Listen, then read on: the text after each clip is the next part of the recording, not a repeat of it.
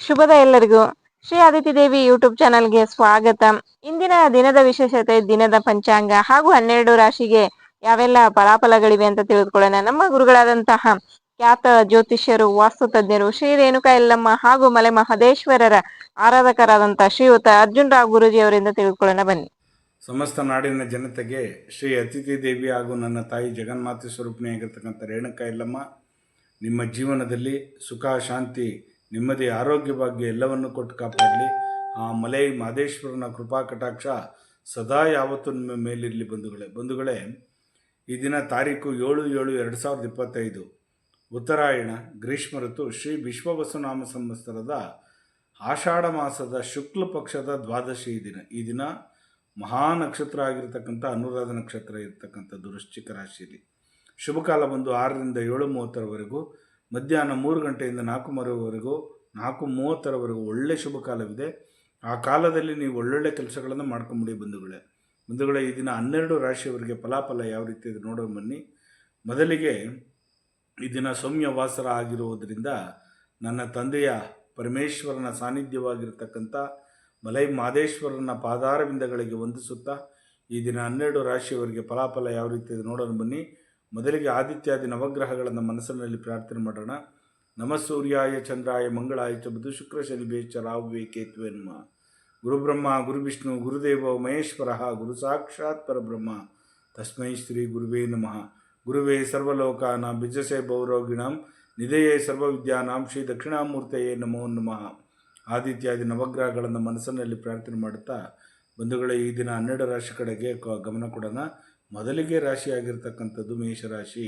ಮೇಷರಾಶಿಗೆ ಗೌರವ ಸ್ಥಾನಮಾನ ಸಿಗ್ತಕ್ಕಂಥ ದಿನ. ಒಳ್ಳೆಯ ಗುಣ ನಡವಳಿಕೆ ಇರ್ತಕ್ಕಂಥ ಕೃತಿಕಾ ನಕ್ಷತ್ರದಲ್ಲಿರ್ಬೋದು, ಅಶ್ವಿನಿ ಇರ್ಬೋದು, ಭರಣಿ ಇರ್ಬೋದು, ಇವೆಲ್ಲರಿಗೂ ಗುರು ನೀಚ ಸ್ಥಾನದಲ್ಲಿದ್ದಾನೆ, ಶನಿ ಉಚ್ಚ ಸ್ಥಾನದಲ್ಲಿದ್ದಾನೆ.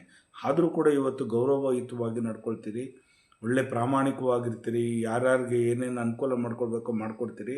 ಖಂಡಿತವಾಗೂ ನಿಮಗೆಲ್ಲರಿಗೂ ಒಳ್ಳೆಯದಾಗುತ್ತೆ. ವೃಷಭ ರಾಶಿಯವರಿಗೆ ಒಳ್ಳೆತನ ಇರ್ತಕ್ಕಂಥದ್ದು ಈ ದಿನ.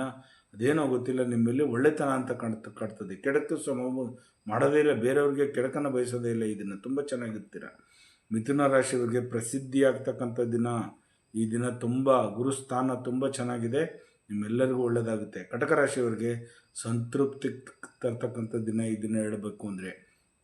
ಮನಸ್ಕಾರಕ ಚಂದ್ರ ಆದರೂ ಕೂಡ ಇವತ್ತು ಲವಲವಿಕೆಗೆ ಆನಂದದಾಯಕವಾಗಿರ್ತೀರಿ.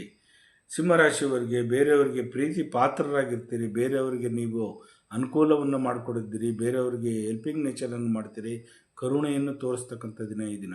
ಕನ್ಯಾ ರಾಶಿಯವರಿಗೆ ನಿರಾತಂಕವಾಗಿ ಈ ದಿನ ರಿಲ್ಯಾಕ್ಸ್ ಮೂಡಲ್ಲಿರ್ತೀರಿ. ಈ ದಿನ ಏನೇ ಕಷ್ಟ ಬಂದರೂ, ಏನೇ ಇದು ಬಂದ್ರೂ ರಿಲ್ಯಾಕ್ಸ್ ಅಂದರೆ ಸಮಾಧಾನಕರವಾಗಿರ್ತಕ್ಕಂಥದ್ದು ಇರ್ತೀರಿ.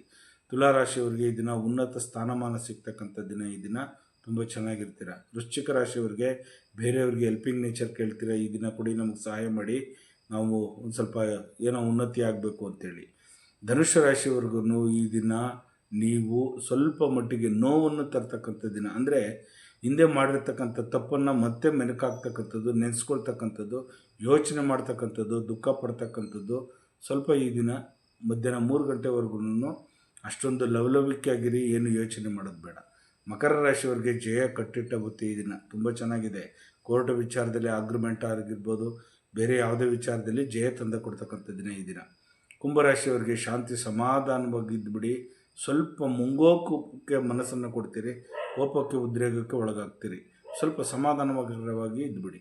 ಮೀನರಾಶಿಯವರಿಗೆ ಕ್ರಮಬದ್ಧವಾಗಿ ನಡಿಬೇಕು. ಈ ದಿನ ನೀವು ಆಡೋ ಮಾತಿಂದ ನಿಮ್ಮ ಜೀವನ ಅವಲಂಬಿತವಾಗಿರುತ್ತದೆ. ಕೆಟ್ಟದನ್ನು ಬಯಸಬೇಡಿ. ಯಾವುದಾದ್ರೂ ಒಂದು ಒಳ್ಳೆಯ ಕಾರ್ಯಗಳನ್ನು ಮಾಡಿ ಅದರಿಂದ ಪರಿಶ್ರಮವನ್ನು ಪಡ್ಕೊಂಡು ನೀವು ಚೆನ್ನಾಗಿರ್ತೀರ. ಹೀಗೆ 12 ರಾಶಿಯವರಿಗೆ ಫಲಾಫಲಗಳುಂಟು.